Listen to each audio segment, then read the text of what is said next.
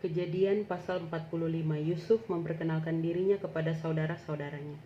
Ketika itu Yusuf tidak dapat menahan hatinya lagi di depan semua orang yang berdiri di dekatnya. Lalu berserulah ia, "Suruhlah keluar semua orang dari sini." Maka tidak ada seorang pun yang tinggal di situ bersama-sama Yusuf ketika ia memperkenalkan dirinya kepada saudara-saudaranya.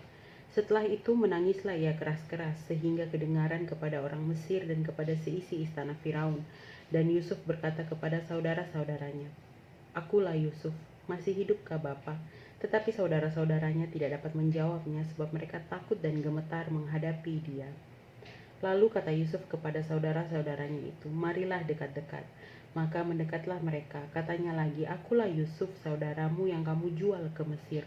Tetapi sekarang janganlah bersusah hati dan janganlah menyesali diri, karena kamu menjual aku ke sini, sebab untuk memelihara kehidupanlah Allah menyuruh aku mendahului kamu. Karena telah 2 tahun ada kelaparan dalam negeri ini, dan selama 5 tahun lagi orang tidak akan membajak atau menuai. Maka Allah telah menyuruh aku mendahului kamu untuk menjamin kelanjutan keturunanmu di bumi ini, dan untuk memelihara hidupmu, sehingga sebagian besar daripadamu tertolong. Jadi bukanlah kamu yang menyuruh aku ke sini, tetapi Allah. Dialah yang telah menempatkan aku sebagai bapa bagi Firaun dan tuan atas seluruh istananya, dan sebagai kuasa atas seluruh tanah Mesir. Segeralah kamu kembali kepada bapa dan katakanlah kepadanya, 'Beginilah kata Yusuf anakmu, Allah telah menempatkan aku sebagai tuan atas seluruh Mesir. Datanglah mendapatkan aku, janganlah tunggu-tunggu.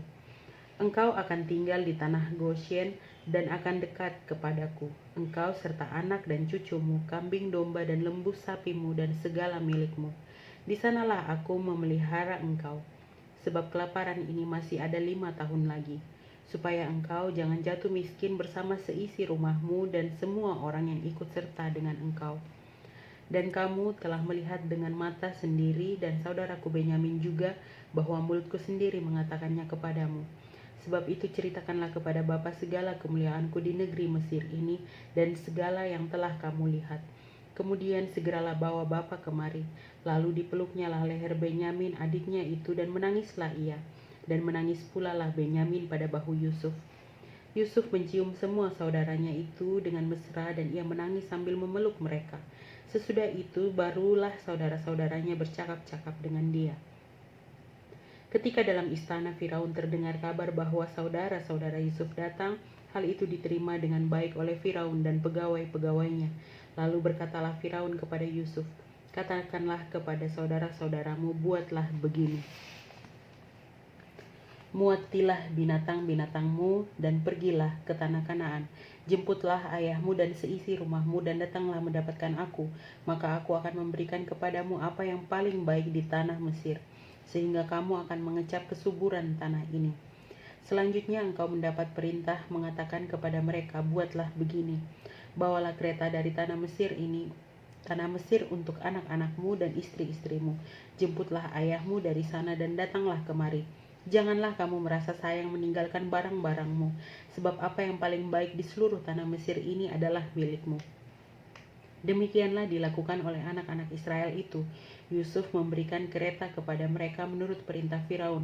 Juga diberikan kepada mereka bekal di jalan. Kepada mereka masing-masing diberikannya sepotong pesalin, dan kepada Benyamin diberikannya 300 uang perak dan 5 potong pesalin.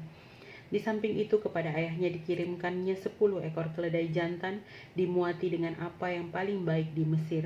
Lagi pula 10 ekor keledai betina dimuati dengan gandum dan roti dan makanan untuk ayahnya dalam perjalanan.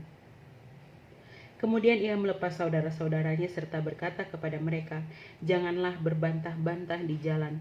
Demikianlah mereka pergi dari tanah Mesir dan sampai di tanah Kanaan kepada Yakub ayah mereka. Mereka menceritakan kepadanya, Yusuf masih hidup, bahkan dialah yang menjadi kuasa atas seluruh tanah Mesir. Tetapi hati Yakub tetap dingin, sebab ia tidak dapat mempercayai mereka.